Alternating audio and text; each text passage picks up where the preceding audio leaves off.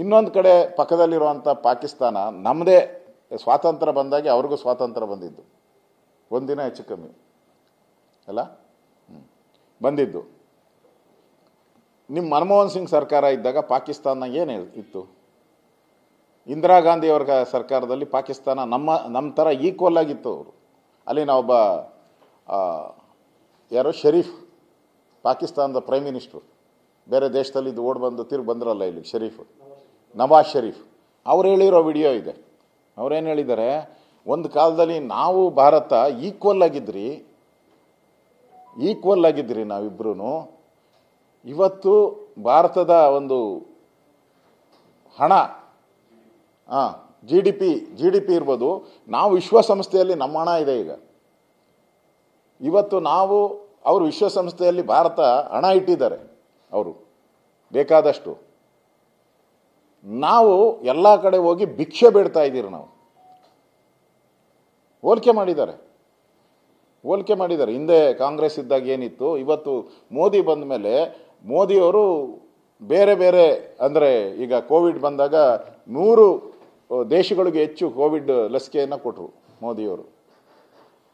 ನಾವು ಬೇರೆ ದೇಶಕ್ಕೆ ಪಕ್ಕದಲ್ಲಿರುವಂಥ ಶ್ರೀಲಂಕಾ ಇರ್ಬೋದು, ಹಿಂದೆ ಬಾಂಗ್ಲಾದೇಶ ಇರ್ಬೋದು, ಟಿಬೇಟ್ ಇರ್ಬೋದು, ಭೂತಾನ್ ಇರ್ಬೋದು, ಬೇರೆ ಬೇರೆ ರಾಜ್ಯಕ್ಕೆ ನಾವು ಇವತ್ತು ಆರ್ಥಿಕ ಸಹಾಯತ, ಆಫ್ಘಾನಿಸ್ತಾನಕ್ಕೆ ಅಲ್ಲಿನ ಪಾರ್ಲಿಮೆಂಟನ್ನು ಕಟ್ಕೊಟ್ಟಿದ್ದೀರಿ. ಮೋದಿ ನಾವು ಸಹಾಯ ಮಾಡ್ತಾ ಇದ್ದೀರಿ. ಆದರೆ ಪಾಕಿಸ್ತಾನ ಇವತ್ತು ಭಿಕ್ಷುಕರ ಒಂದು ದೇಶ ಆಗಿದೆ.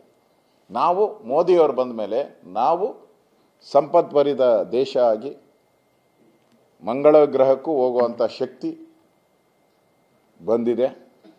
ಈ ಥರ ಒಂದು ರೀತಿ ಅಭಿವೃದ್ಧಿ, ಒಂದು ಕೈಗಾರಿಕೆಗಳಲ್ಲೇ ಅಭಿವೃದ್ಧಿ ಆಗ್ತಾ ಇದೆ. ನಮ್ಮ ಟ್ಯಾಕ್ಸ್ ಜಾಸ್ತಿ ಮಾಡಿದ್ದಾರೆ, ಸೋರಿಕೆ ಆಗ್ತಾ ಇದ್ದದನ್ನೆಲ್ಲ ಕಟ್ ಮಾಡಿ ಟ್ಯಾಕ್ಸ್ ಜಾಸ್ತಿ ಕಲೆಕ್ಷನ್ ಜಾಸ್ತಿ ಮಾಡಿದ್ದಾರೆ.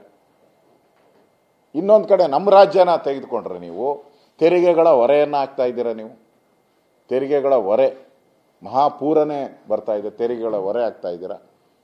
ಮತ್ತು ಸಾಲದ ಕೂಪದಲ್ಲಿ ಇದ್ದೀರಾ ಇವಾಗ ನೀವು. ಈ ವರ್ಷನೂ ಕೂಡ ನೀವು 1,05,000 ಕೋಟಿ ಸಾಲ ಮಾಡೋ ಅಂಥ ಸ್ಥಿತಿಗೆ ಕರ್ನಾಟಕವನ್ನು ದೂಡ್ತಾ ಇದ್ದೀರಾ. ಇಷ್ಟೆಲ್ಲ ಇದ್ದರೂ ಕೂಡ ಕೇಂದ್ರ ಸರ್ಕಾರದ ಮೇಲೆ ಗೂಬೆ ಕೂರಿಸುವಂಥ ಕೆಲಸವನ್ನು ಮಾಡ್ತಾ ಇದ್ದೀರಾ. ಯಾವುದೋ ನೀರಾವರಿ ಯೋಜನೆಗೆ 5,000 ಕೋಟಿ ಕೊಡ್ತು, ಅದು ಪ್ರಪೋಸಲೇ ಹೋಗಿತ್ತಷ್ಟೇ. ಪ್ರಪೋಸಲ್ 100 ಹೋಗ್ಬೋದು, ಆದರೆ ಅನುಮೋದನೆ ಆಗೇ ಇಲ್ಲ. ಅದನ್ನೇ ಇಟ್ಕೊಂಡಿದ್ದಾರೆ. ಮತ್ತು ಬೆಂಗಳೂರಿಗೆ 65,000 ಕೋಟಿ ಏನೋ ಕೇಳಿದ್ದಾರೆ. ಬೆಂಗಳೂರಿಗೆ 65,000 ಕೋಟಿ ಕೊಡಬೇಕಂತೆ.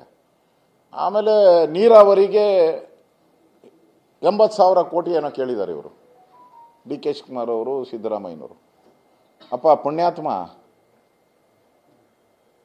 ಸಿದ್ದರಾಮಯ್ಯನವರೇ, ಡಿ ಕೆ ಶಿವಕುಮಾರ್ ಅವರೇ, ನಿಮ್ಮ ಮನಮೋಹನ್ ಸಿಂಗ್ ಅವರು ಇದ್ರಲ್ಲಪ್ಪ, ನಿಮ್ಮದೇ ಸರ್ಕಾರ. ಅವಾಗ ಎಷ್ಟು ಕೊಡಿಸಿದ್ದೆಪ್ಪ ಬೆಂಗಳೂರಿಗೆ?